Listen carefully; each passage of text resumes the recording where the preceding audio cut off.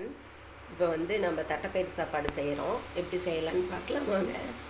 அதுக்கு முன்னாடி நம்மளோட லோட்டஸ் குயின் சேனல் பார்க்குற அனைவருக்கும் ரொம்ப நன்றி.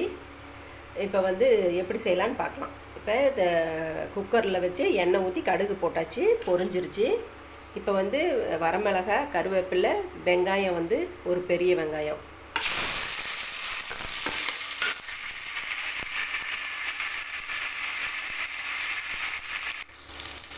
கொஞ்சம் நல்லா வதங்கட்டும்.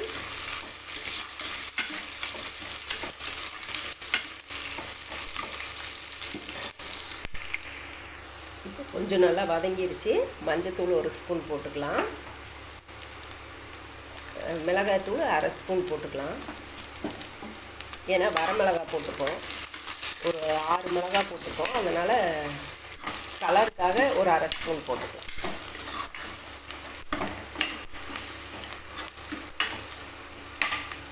ஓரளவுக்கு நல்லா வதங்கிருச்சு. இப்போ தக்காளி ஒரு 4 தக்காளி போட்டுக்கலாம்.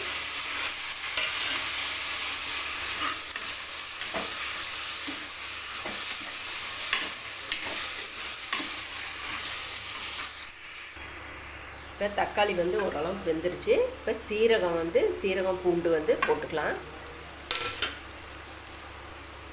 உப்பு கொஞ்சமாக போட்டுக்கலாம். அப்புறமேட்டுக்கு தேவையான அளவு கடைசியாக போட்டுக்கலாம்.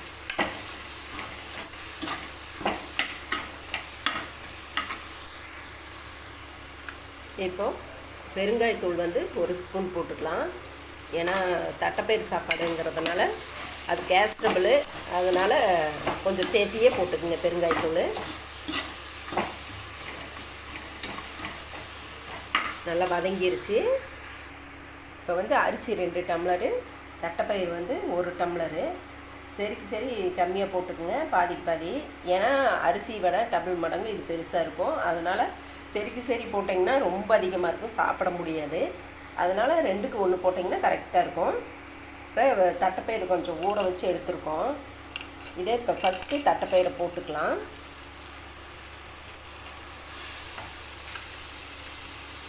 ஏன்னா அரிசி கூடயே ஊற வைக்க வேண்டாம். இது கொஞ்சம் வேகிறதுக்கு லேட்டாகும். அதனால் கொஞ்சம் முன்னாடியே ஊற வச்சு எடுத்துக்கோங்க. இப்போ காலையில் செய்கிற மாதிரி இருந்ததுன்னா நைட்டே ஊற வச்சுருங்க. கொஞ்சம் நல்லாயிருக்கும், நல்லா ஈஸியாக வேகிறதுக்கு நல்லாயிருக்கும்.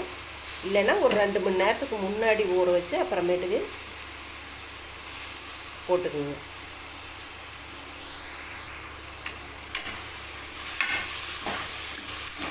கொஞ்ச நேரம் இதுலேயே அப்படியே வதங்கட்டும்.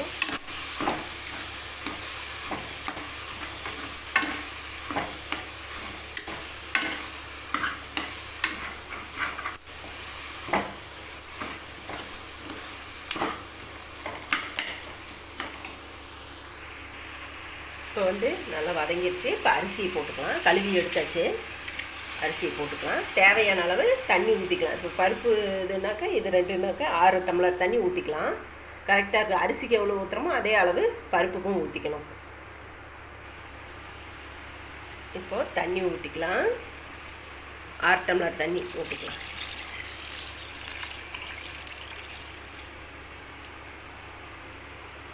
இப்போ நல்லா கொதி வரட்டும்.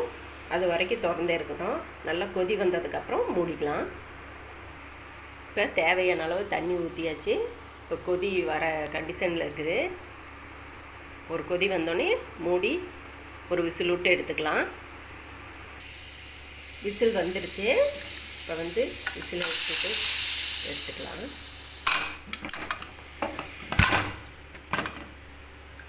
பாருங்கள்,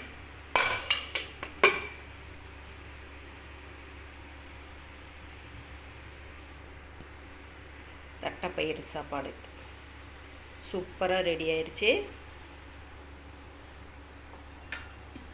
லைட்டாக எண்ணெய் ஊற்றிக்கலாம். அப்போ தான் உங்களுக்கு குழையாமல் வரும். சாஃப்டாகவும் இருக்கும், கொஞ்சம் குழையாமல் வரும்.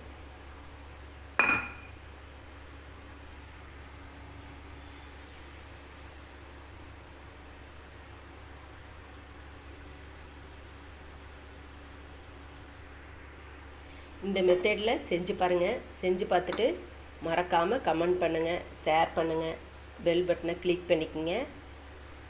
அடுத்த வீடியோவில் வேற ஒரு டிஷ்ஷோட பார்க்கலாம்.